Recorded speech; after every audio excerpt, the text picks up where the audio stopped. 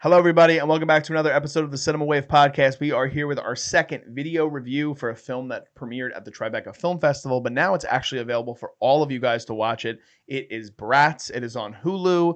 It is directed by Andrew McCarthy, one of the stars of all of these films from the 80s, as this documentary covers the Brat Pack. If you guys are familiar with them, they were a collective of actors and actresses from the 80s that were prominent in pop culture across all your favorite 80s movies. The Breakfast Club, Pretty in Pink, 16 Candles, all that stuff. I am one of your hosts. My name is Darian Liz. I am joined this time by Liz Seiko. Hello, everybody. And we're excited to talk about this one. This was probably one of our most anticipated films going into the festival, I think. And it's also getting a lot of attention everywhere. And again, as I said to you guys, it's available to watch currently right now on Hulu. So we can spoil it.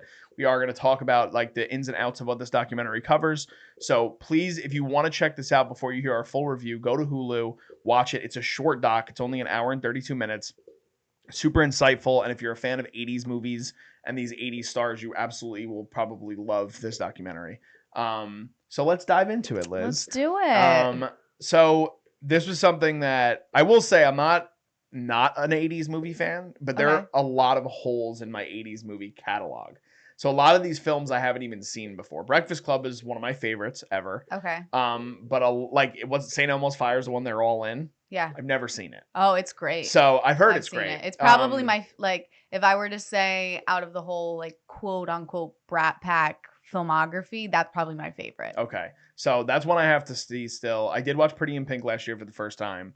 So I haven't seen 16 Candles. So I have. Oh, so you really are. So did you know about the Brat Pack? I knew. Yes. Okay. Which I think is such a great opening place to start, yeah. by the way. So much of this documentary is framed from the perspective of the quote unquote Brat Pack that they are talking about throughout the whole thing. And Andrew McCarthy, who directs this documentary, is one of those actors that was in that collective and was referenced in that New York Times article that came out in, I think it was 85? I think the article came out. Andrew McCarthy was in a number of those films in the 80s. 1985, you were right. 1985. So Pretty in Pink, I know he was one of the leads in. I don't want to get them wrong. Hold on. I'm on IMDb. We're scrolling. Class he did with Rob Lowe, St. Elmo's Fire, Pretty in Pink, Heaven Help Us, like all these films. The Weekend at Bernie's, he's one of the leads. That's late 80s. But he was the one that sort of led this campaign to kind of figure out what was it about this group of actors that they were referred to as brats in the first place. For people that are unaware, the Rat Pack was the name of a group. I believe it was 1950s, right? 50s, 60s? I think 60s. Okay. And I could be wrong on it's that. Frank Sinatra. Dean Martin was in there. I'm forgetting some of the other ones off the top of my head. But they were like the definition of like cool and like swagger and like men's men. And like successful. 100%. Yeah. And the thing that Andrew McCarthy does in shaping this documentary is that he talks about how the impact of that article affected all of their professional and personal lives, and they're defined by it even 40 years after the fact. So premise-wise, I think it's a wonderful documentary subject. I think going out to all these people and getting to talk to them, and we'll get to it. He doesn't get to talk to, unfortunately, everybody. There are some people that are do not want to talk about the Brat Pack. Yeah, some people would rather leave the past in the past and not dredge up kind of those old feelings, or just dive into it because maybe they are just like, it was the past and I don't really have a need to talk about it. Yeah. Which I think was interesting, which we'll get more into, but there was different variations of some people that were more affected by it than others. 100%. I totally agree with you. And so I guess we've talked about exactly what the film kind of covers. I kind of want your broad thoughts on what you thought overall of the documentary. Yeah, first of all, I loved how they started it off, showing us that Andrew was going to be kind of like the sole focus, but then also the director of it. I really loved that they were showing us the behind the scenes too of him reaching out to these people. Because usually for documentaries, you don't get to see that process of reaching out to people. It's just they're sitting on a couch and they've already agreed to do it, and then we're just hearing their thoughts. So I loved going on kind of that journey with him of trying to reconnect with these actors that he hasn't seen in like, what did he say, 30 plus years. That's the craziest part to me. And I agree with you, because you're seeing these, I mean, in anybody's own human experience, when you go such a long time without seeing somebody, there's this weird feeling of like, I know you so deeply, but at the same time, so much time has passed that I have no idea what to even talk to you about. Other than what we're talking about. So like, so much of it, like I felt it from the first interview he does. There's such an interesting dynamic between Andrew and Emilio. Yeah. And that was something that I wasn't prepared for. Like you can go ahead. Well, first of all, just the way that they're filming it. Okay, so most documentaries, you're used to them sitting in very comfortable chairs, having like a stage set kind of with lights on them. And this is in Emilio's home, and they're standing at like the countertop, definitely not very like comfortable, I would say. It's kind of like hands in the pockets. I think like some water is like in front of them. And it's not a relaxed conversation. No. It's a little bit more of, I don't want to say defensive, but it's a little bit like you can kind of get the vibe that Emilio doesn't necessarily want to be talking about this. Yeah, that's but how that I felt. He is, because he's trying to, I guess, appease Andrew in a way, maybe. Or maybe, I don't know. It just kept the vibe that like this was the last thing that Emilio wanted to be doing. And it's because he didn't even say like, yeah, like let's go sit on the couch. It was like, no, we're going to stand. And then when I'm done, like out. Yeah, that's kind of the vibe I got too. And it's nothing against Emilio Estevez, because it's obviously something. And I was thinking immediately. So like we're both 90s kids. We were born in the 90s. And for me, up until years later when I was older and I saw I don't know the first time you saw The Breakfast Club, but I was probably 16, 17. So I knew Emilio Estevez as Gordon Bombay in The Mighty Ducks. And Emilio Estevez, like, which was one of the like most foundational movies of my childhood. So he kind of he was a rare case in the Brat Pack that surpassed that moniker. Yeah. Like he didn't need the Brat Pack. He never needed, like, I would say the three actors in particular that kind of surpassed that were Emilio, Demi Moore, who we also get to see in the documentary, and Rob Lowe, which to me was like the most insightful out of the conversation. I'm so glad he ended up getting him, because we also get that moment in the doc where he's like, Rob has blown me off 3 times. And it's like, to me, I'm like, Rob Lowe's probably the most busiest out of all of them at this point, because he's still acting. Plus he has podcasts. He has a huge hit show on Netflix. So, but yeah, for Emilio's case too, it just felt like he just was like, like you said, I'm doing this to try to reconnect with an old friend. And I think it's interesting that he wants to talk about this. And yeah, I'll talk about it for a little bit, but they don't even like, I don't even think one time in his short stints that we get throughout the doc, Emilio says the word Brat Pack. I don't think he says it. Like, he doesn't even utter it. Like, Andrew's like, what do you think about the word brats? Like, very spastic with his energy. Yeah. And Emilio's just like, I don't want to do this. And you do get that from some of them.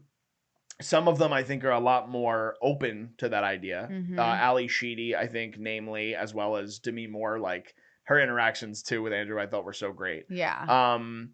But it's just so interesting, and it's such a microscope into, like, that era of pop culture in the 80s, which they talk about extensively throughout the documentary. Well, I also think it's interesting because for me, it showed just a lot of Andrew's perspective on the whole thing throughout the whole documentary, which obviously makes sense because he's the most in it. But for me, this felt more of a personal journey of Andrew McCarthy's to go and find kind of meaning in the Brat Pack and reconnect with his old co-stars. And it was like him going along on a journey of like, okay, I'm going to go here, I'm going to get here, I'm going to go here, just so that he can finally find peace with what happened. Because it's kind of true. Like, looking back on it, I never really realized, but when this article and like the name Brat Pack kind of established, all their careers really did kind of take a nosedive down. A lot of them fizzled out. Yeah, and it's these talented young stars that you would have thought like would have gone on to been in like Oscar winning roles in films, and they're not really going that route, a lot of them. Mhm. So it is interesting. And I think it was a great kernel to start. I think my one thing about the documentary is that it does get to a certain point of like, okay, what are we working toward though in all this conversation? Like, is it to come to peace? Is it come to no longer look back on this phrase Brat Pack as a negative thing? Is it to learn to embrace it and say like, hey, this happened to us. We were named this and it ended up giving us this long life legacy being known as. And I think that was something that he eventually got to after speaking with Demi and Rob. I think in the middle there, it started to get a little wishy-washy of like, what are we working toward in this documentary? What did you think? No, I agree. Did you think that too, or no? I definitely agree with you. I do want to go back really quick for a second because I do love how you framed it in the perspective of, and this was my favorite aspect of the documentary, is how it's so much of a surfacing or resurfacing of Andrew trying to discover, like, it's basically that point where a lot of people get to in life. It could happen at all different ages. It usually it's for the lack of a better term, like midlife crisis. Yeah. And it's like Andrew gets to a point in his life where he's like, how did I end up where I'm at right now? And that aspect of it I thought was very eye-opening, and it was so revealing in such a great way. And relatable. 100%. But I agree with you in terms of like they start to get to a point where they're interlocking, great footage by the way, but like interlocking this archival footage of things that were happening during the time where everybody was referring to them as the Brat Pack and then not getting enough out of his subjects in the documentaries, the documentary portions of it, I should say. And I had talked to our producer, Megan, who's producing this, and she had a chance to watch the film today as of our recording because it's on Hulu now. But I was saying, like, in terms of the conversations I wanted to get more out of, like I said, I think it would have been really interesting if Andrew still shaped it like it was his whole thing and it was like kind of fly on the wall for Andrew's life, but he did it as a docu-series and every single episode was with a different member. And we got to see a lot more, but maybe there wasn't enough. Like in Emilio's circumstance, something tells me like there wasn't a lot there. The Ali Sheedy stuff was so interesting to me, and we didn't get enough of it. Yeah. Like where he's like, I had such a crush on you. And that's like revealing this time. And you could see it on Andrew's face.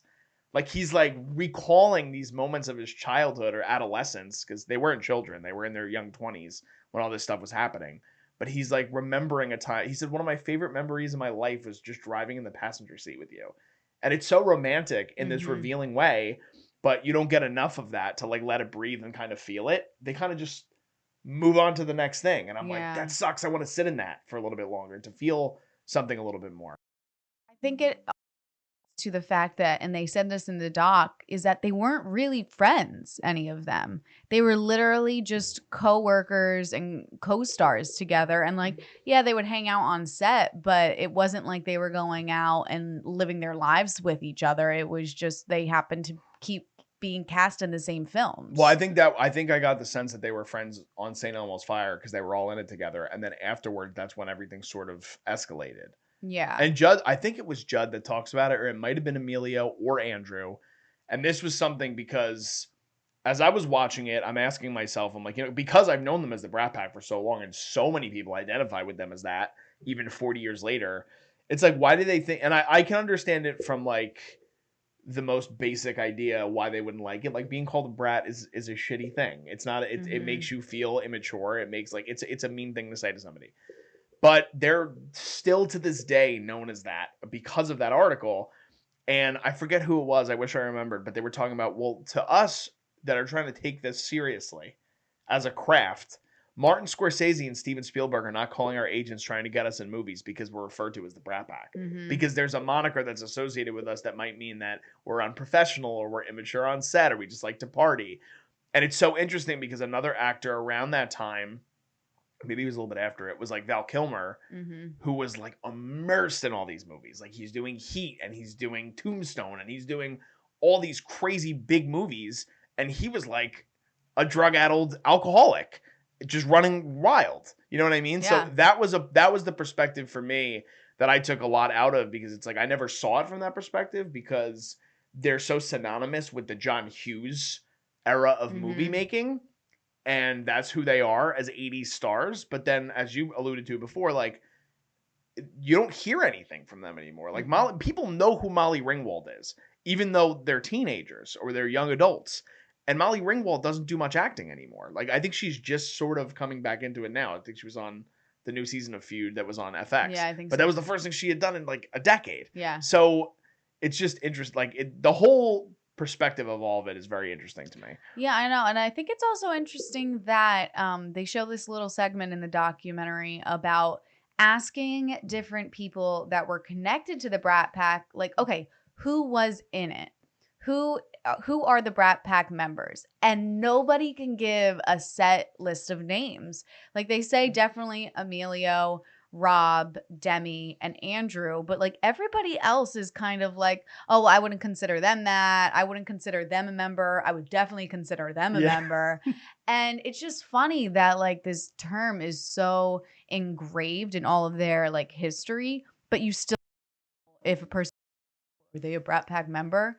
And even some of the films, like when you Google Brat Pack films, it comes up like St. Elmo's Fire, The Breakfast Club, Pretty in Pink, but then there's The Outsiders, which, like, I mean, I don't associate that film with that group. Yeah, but a lot of them were in it. I know. Think. Yeah. So it's just interesting that like this whole filmography of this group of actors is being just stamped upon by this name. And I do find it super interesting to talk about, which is why I think this documentary, people probably are going to find it really entertaining. Yeah. And interesting, because there were things that I didn't know or didn't realize. Like, I didn't know it all started from an interview that Emilio did with a it was New York journalist. Magazine. Yeah, New York Magazine, which I fact checking myself because I said New York Times earlier. David Blum is the journalist name, and then you get the reveal where he's sitting down. So were you expecting that? I wasn't, honestly. I thought that the big ending like interview, I thought they were gonna get Judd. That's what I thought. I thought too. Judd Nelson was all of a sudden gonna be like, I'll do a phone interview. Yeah. Like, I'll talk to you over the phone. But then when they brought in the journalist, I was like, oh, this is spicy. Yeah. I was like, there's tension in the room right now. For sure. What did you think of that portion of it? that conversation? I think it was it was something where it's hard because for Andrew, he's basically retreading a very traumatic moment that, interestingly enough, he wasn't even directly associated with, which was also, so I never knew anything about how Brat Pack was deemed. Like, I had no idea how that moniker started. And it was supposed to be a profile on one actor. And he was hanging out with, who was he hanging out with that night? I think it was Judd. I forget who. It was three. I think it might have been him, Judd, and Rob. Yeah. I think. And David's kind of just hanging out. And you can sense jealousy in the beginning of that. Where he's talking about, he's like, you know, there's a lot of women around and they're kind of coercing their way and they're surrounded. And Rob was getting a lot more attention than I was. And I'm like, what do you think was going to happen, dude? Like, you're a journalist. This is the three biggest young stars in Hollywood right now. Like, of course they're going to get attention. And it makes me think of those times of the Rat Pack days when people would sit down. Like, they would want to do a profile on Sinatra and he'd be like, come down to the club. And then the journalist would be there for 8 hours. Yeah. In a room full of smoke. Frank Sinatra would be drinking since 2 p.m. until 12 a.m. And he would just observe. And it was cool to see how he was trying to approach it that way. When he revealed how Brat Pack came about, though, I was like, that was kind of underwhelming. Yeah. And then Andrew, I felt like you could see on his face, he was like, that's how that came about. Like, you just thought it was clever. And then it ruined our lives, so to speak, which that's a whole nother dynamic too, which I do want to ask you about, because the doc doesn't challenge you on this belief, but in the conversations, and it eventually gets to this point where so many of the stars are talking about whether it was a good thing or a bad thing that this kind of name followed them around and still does to this day. So I am curious on what you thought about that in particular and focusing and honing in on that subject when he's going throughout talking to all the different people that he talks to. Yeah, I mean, I think I can definitely understand from a young 20s point of view when you're starting out your career and trying to be taken seriously and trying to make that transition from young adult films to actual just like adult films. Um that they didn't want to be perceived this certain way and that they didn't want to be called bratty. But I just think in like the scheme of life, I think it wasn't like a horrible thing that ended up I happening. agree with you. Because honestly, if some of these people who like let's take Molly Ringwald for example. If this article had never come out and she had just done the films when she was younger and then she pretty much took a break from acting in her as she got older, nobody would know her name. Yeah, I mean, you'd be like, oh, the girl from like Breakfast Club, or like you just like associate her with films. But I don't think it would be such a staple name that people in households would know. 100% agree with you. And I also really thought the part where Demi Moore was like, why did this affect us so much? Yeah. Like she was like, why were we so upset about it? Because I think that they can look back and laugh a little bit of like, man, we were trying so hard to be taken seriously.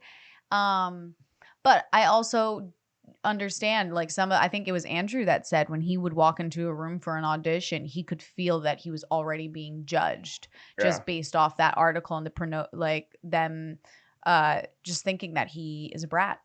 Yeah, I think that it probably affected Judd the most because I think Judd, Mm-hmm. and you can even see it in some interviews and some of the work he ended up doing later in his career, but like he really wanted to be in that Leonardo DiCaprio, Tom Cruise kind of label of actor, Kevin Mm-hmm. Bacon. Like he wanted to be like a household name, but also somebody that took the craft very seriously. I think Demi Moore as well as Emilio had some interesting perspective when they were talking about that label and how much weight they gave it. Mm-hmm. Because Demi Moore, I think, basically is like, it's all about like growth and understanding where we were then compared to where we're at now. And if we don't stop ourselves from talking about this, then it's always going to be a stigma. It's always going to be a thing. And I did think it was interesting with that dynamic comparatively to when they bring in like the pop culture writers. And they're like, oh my God, you guys were amazing. You guys were the Beatles. And then Rob Lowe, that was a great transition too. Yeah. And Rob Lowe's talking about how they could have sold out Shea Stadium in the 80s like the Beatles. And like Emilio too, he says, I forget exactly what the words are, but he's talking about giving power to words. Mm-hmm. And he's like, and if we don't stop ourselves from thinking this way, then it's always going to have an effect on us, which it obviously has a major effect on Andrew. Yeah. Years later. And Andrew's transition into directing, like he does directing on television. I don't know how many films he's done, but I know he's directed episodes of like a Orange lot is of the episodes. New Black. He's done, I'm just opening up his IMDb again. The Blacklist. He's done, let's see, Condor, Good Girls, The Sinner, like tons of Halt and Catch Fire, like tons of television in the 2010s. Mm-hmm. And I do think this is cool to see him sort of put his own major stamp on something with this documentary. But I did, like I said, I liked that aspect that you alluded to earlier about how much of this is a therapy session for Andrew. It is. For sure. So I don't know if you had anything to add based on anything I just said. No, I think I agree. I think a lot of it's definitely just watching Andrew's like journey on finally accepting what happened to him. But I also think that they had a really nice moment towards the end where they switch it up a little bit. And it's more of a slight commentary on the power of journalists and how journalists can ruin careers if they really choose to. And sometimes journalists like aren't fully aware of the power that they have when they're releasing articles. Yeah. And it was very seen. And when they were having the conversation with the what's the journalist's name again? I forget. David Blum. David Yeah. Blum. When Andrew's like asking him when they're saying goodbye to each other, he's like, you could have been nicer, right? You could have you could have been a little bit softer to us. And the journalist does not, he's just like, man, all I have to say is like sticks and stones.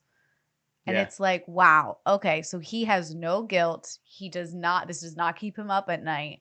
and he doesn't really regret it. Yeah. Yeah, and the only regret that I feel like he has is he's like, that wasn't like the best article I've ever written. Like, I've written He did better say sorry at things. one point in the interview. I forget what it was for, but I think it was something where he's like, I could have probably used better terminology within the article. Because I think he's like, there's times in the article where I was pretty mean. But he never falls back on the Brat Pack thing. Like, No, ever. he's never like, which I kind of yeah, love that he is that way in a sense, because, but however, it's not affecting his life directly. But at the same time, it's like we just talked about, that's how these people are known. Yeah. Like, still at this point in pop culture and in their livelihood that they've worked their whole life, like, they're known as, like, they're a touchstone in history. And that's never going to go away. I know. Because of this, which it is crazy, like you talk about the power that journalism like has, and the fact that people could just write whatever they want. And I do think that going into a con that I have with the documentary, I do think that at times Andrew tries to do too much, where he's squeezing so much into one short, compact 1 hour 32-minute documentary that he kind of bounces around. Like, at one point, plus he's talking to so many different actors throughout the entire thing. So he's in an interview with this one, he's in an interview with this one, then there's the behind the scenes, then they talk about John Hughes, then they talk about the careers that these people ended up having after the fact, and they talk a little bit about Kevin Bacon and Tom Cruise and the journalist. There's a lot packed into this short 84-minute or 92-minute documentary. So that was my thing. I wish that I wish it was a little longer. Like, I would have liked maybe, or again, I kind of love maybe doing it as a docuseries and kind of just diving into all these different people's perspectives and treating it as this like full retrospective on this era of movie making. Cause I love that aspect of it too. And I love when he goes to talk to the director of Pretty in Pink and how it was just such a unique time in filmmaking where all these young stars were driving people to go to the movies and giving them that reflection into their own lives. Like, people felt like they were growing up watching these people and living out what their lives were. It did make me think a little bit too about like the current state of the industry, where like there's now all these young stars coming up, like Zendaya and I feel like there's another Jacob Elordi. Maybe is there another pack here? I don't know. It's possible.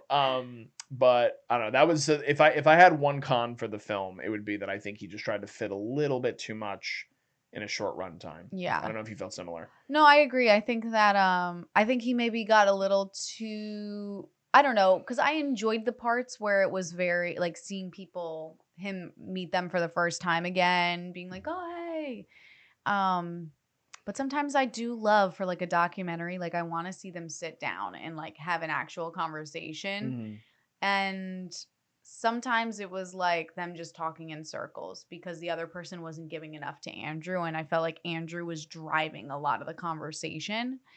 But I mean, I thought it was an interesting documentary either way. There was definitely a lot that I didn't know. It could have been a little bit more organized.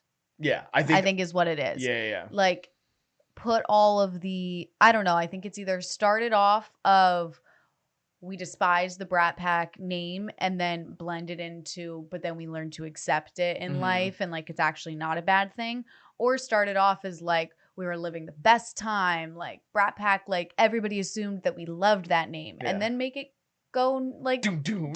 We actually, it ruined my life. It ruined my life, man.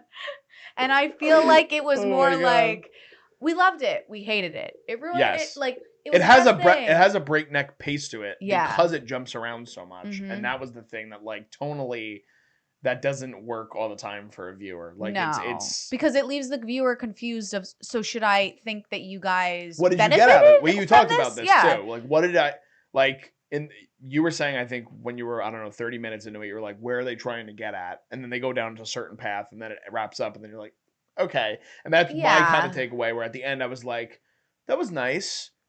It was nostalgic. But what are we here for? Yeah. Like to me, the biggest takeaway was Andrew's part of it, where it was like, he clearly was dealing with something internally for all these decades of like, I was on top of the world with all these people. And now I'm in a point in my life where, why don't we talk about this? Why don't I talk to these people anymore that Like, it's so interesting because you think about celebrity nowadays too. And it's Yeah. like everybody knows everybody. Everybody has everybody's information.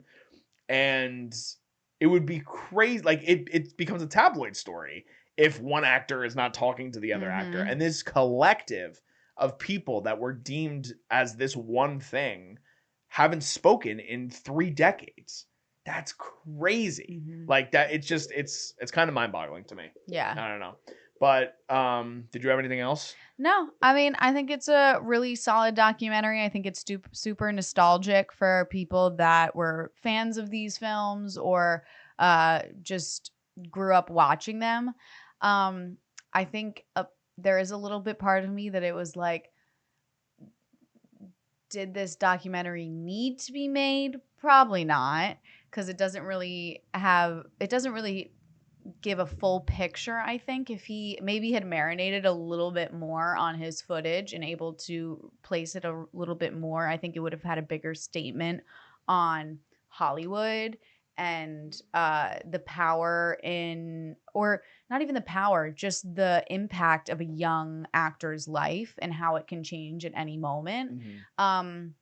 I think if maybe he just had a little bit more editing, it would have hit it right on the nose Yeah, at the end. I would agree with you. I do think it's solid. I think it's entertaining. Mhm. I think everybody should watch it because I do think, especially if you're a fan of these movies and you always looked at them like, oh, the Brat Pack, it's interesting to see it from the other side and actually hear from the actors Mhm. that had a perspective on it. But I would agree with you. I think the disorganization of it kind of made it feel a little scrambled at times. And I wanted to love this documentary, but I enjoyed it, Mhm. but I I had a didn't good love it. time. And we get a So, second of Judd at the end. oh my God, which I was so happy but so frustrated. Like, I love the final ending, how they Mhm. do it. Very reminiscent of the Well, because time, I but did read that Judd on the phone call was like, "Thank you, man, but I don't want to do I don't this. want to do it. I'm I gonna kind of pass." figured. I Mhm. kind of figured. But yeah, interesting documentary. Definitely worth watching. It is on Hulu right now, so you guys should definitely check it out. And we had a chance to watch it at the Tribeca Film Festival, which again, thank you to Tribeca for allowing us to have a chance to watch this film ahead of time and get to record this review for you guys. That's pretty much it for us. If you guys can, please be sure to like this video. Let us know in the comments if you guys have already had a chance to watch Bratz. What did you guys think about the documentary? Did you feel like it was a little disorganized at times, or did you love the message and the overall vision that Andrew had for it? Andrew's also a Jersey guy, so we're always rooting for him. So shout out to Andrew McCarthy for making this documentary. Also, if you guys can follow us on social media, we're at Cinema Wave Media, as well as at _Culture Wave Media on Instagram, as well as at Cinema Wave Media on TikTok and Threads, and Culture Wave on Facebook. Also, like I said, please be sure to subscribe to us. We're on the road to 500 subscribers, and we have tons of stuff coming for you guys. More Tribeca coverage for the next couple of weeks. I have some interviews already up on the YouTube channel. We just interviewed country music star Breland, as well as Francis Watley, who directed a documentary on called Rebel Country. So that's up on the channel. Interviewing the director of the Steven Van Zandt documentary soon, so be sure to look out for that. Plus, tons of other stuff. We're covering The Acolyte right now. The Boys just dropped. We have House of the Dragon. We're going to be doing a live episode for that, our first ever, so please be sure to tune into that as well. Just signing off, I am Darian Scalamoni. I am Liz Seiko. And we'll see you guys next time. This is the culture.